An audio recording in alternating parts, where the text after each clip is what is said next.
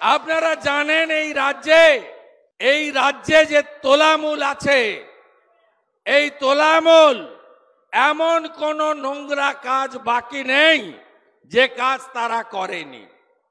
এই রাজ্যের নির্বাচনে, এই লোকসভার নির্বাচনে আপনাদের ঠিক করতে হবে কার পক্ষে থাকবো, চোরেদের পক্ষে না চোরেদের যারা জেলে পুরেছে তাদের পক্ষে। এই নির্বাচনে আপনাদেরকে সিদ্ধান্ত নিতে হবে যে সন্দেশখালীতে বিশেষ করে শিডিউল কাস্ট পরিবারের মহিলাদের উপরে বছরের পর বছর ধরে যারা অত্যাচার করেছে, মাঝরাত্রে পিঠা তৈরির নাম করে যাদেরকে পার্টি অফিসে তুলে নিয়ে যাওয়া হয়েছে, সেই শাহজাহানের পার্টি তৃণমূলের পক্ষে থাকবো না প্রতিবাদ করে শক্তি স্বরূপা রেখা পাত্র মহোদয়াকে যারা প্রার্থী করেছে সেই ভারতীয় জনতা পার্টির পক্ষে থাকব। আপনারা জানেন পশ্চিমবঙ্গে নরেন্দ্র মোদীজি দুহাত ভরে উন্নয়ন দিয়েছেন, আপনাদের কাছে পৌঁছায়নি। নরেন্দ্র মোদীজি ভারতবর্ষে বিকাশবাদকে স্থাপন করেছেন। নরেন্দ্র মোদীজি পরিবারবাদ, দুর্নীতি, বংশবাদ এবং তোষণের রাজনীতি খতম করেছেন। কিন্তু পশ্চিম বাংলায় আপনাদের কাছে নরেন্দ্র মোদীজির উন্নয়ন, এই ঠগি পিসি চোর মমতার সরকার আপনাদের পৌঁছে দেয়নি। আপনারা জানেন মোদীজি বাংলাতে 80 লক্ষ শৌচালয় পাঠিয়েছিলেন, আপনারা পাননি। মোদীজি 40 লক্ষ আবাসের বাড়ি দিয়েছেন, 1,25,000 টাকা করে, আপনারা পাননি। নরেন্দ্র মোদীজি জল জীবন মিশনে 8,000 কোটি টাকা দিয়েছেন, নলবাহিত পানীয় জল বাড়িতে বাড়িতে দেওয়ার জন্য, আপনারা পাননি। নরেন্দ্র মোদীজি নতুন ফিশারি দপ্তর করে আমাদের ফিশারম্যানদের, মৎস্যজীবীদের জন্য পেনশনের স্কিম এবং নানাবিধ উন্নয়নের পরিকল্পনা বরাদ্দ করেছেন, আপনাদের কাছে পৌঁছায়নি। তাই এই তৃণমূলকে এবারে শিক্ষা দিতে হবে। আমি জানি যদি অবাধ, ভয়মুক্ত, গণতান্ত্রিক পরিবেশে নির্বাচন হয়, তৃণমূল প্রথম হারবে দক্ষিণ 24 পরগনায়, প্রথম হারবে। কারণ এই দক্ষিণ 24 পরগনাকে তৃণমূল কার্যত আজকে আপনাদেরকে যৌতুক গৃহে বন্দি করে রাখার মতো করেছে।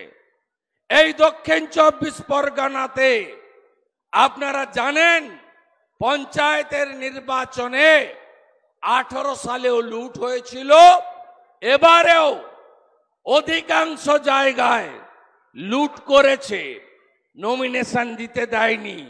যারা পেরেছেন তাদের গণনা কেন্দ্রে আটকানো হয়েছে। কেন্দ্রীয় বাহিনীকে বসিয়ে রেখে লুট করা হয়েছে। আপনাদের ভোট, আপনারা যারা এসেছেন সাগর, পাথর প্রতিমা, কাকদ্বীপ, মন্দির বাজার, রায়দিঘি, মথুরাপুর সহ এই লোকসভা কেন্দ্র থেকে আপনাদের মধ্যে কতজন পঞ্চায়েতে ভোট দেওয়ার সুযোগ পাননি? হাত তুলবেন। কতজন পাননি? এই পঞ্চায়েত তো আমরা পেয়েছি, কৃষ্ণচন্দ্রপুর। আপনারা এখানে ঐক্যবদ্ধ ছিলেন বলে। অন্য জায়গায় এরা লুট করেছে, গণতন্ত্র ধ্বংস করেছে, বাইক বাহিনী পাঠিয়ে। এদের দুটো জিনিস আছে। কি আছে? মমতা ব্যানার্জির সঙ্গে কোনো মানুষ নেই। কি আছে? এক আছে মামলা আর দুই আছে হামলা। এর বাইরে তৃণমূলের কিছু নেই। আপনার এই মথুরাপুরের ওসি আজকে কলকাতা হাইকোর্টে শোকজ খেয়েছে। একটু আগে আমাকে মোবাইলে লয়ার পাঠালো। কেন খেয়েছে? এখানে যিনি ভাইপোর পিএকে জীবনতলার মোল্লা বাবুকে দিয়ে ব্যাগে ভর্তি টাকা দিয়ে চুরির মাল দিয়ে টিকিট নিয়ে এসছে, তার বিরুদ্ধে এফআইআর হয়েছিল, আমাদের লোকেরা করেছিল, সেই বাপি হালদার। তার নাম এফআইআরে যুক্ত করা হয়নি, তাই আজকে হাইকোর্ট শোকজ করেছে। আমি বাপি হালদারকে বলি, আপনার জালও যাবে, গামছাও যাবে, দুটাই যাবে, দুটোই আপনার যাবে। আপনার স্ত্রী তার চাকরিটা গেছে, আর 4 তারিখেও আপনি tata bye bye, tata bye bye. আপনি জিততে পারবেন না। আপনাকে তো বিজেপি রাষ্ট্রবাদীরা হারাবে, আপনার দলের লোকরাও হারাবে। আমরা ফোন ধরতে পাচ্ছি না, এত ফোন আসছে, এত ফোন আসছে। বলছে কেন্দ্রীয় বাহিনীটা থাকছে তো, বুথে লুট হবে না তো? আমরা বলছি 6 জন করে কেন্দ্রীয় বাহিনী থাকবে পার বুথে, আর প্রত্যেক বুথে ওয়েব ক্যামেরা থাকবে। দিল্লি থেকে ইলেকশন কমিশন দেখবে।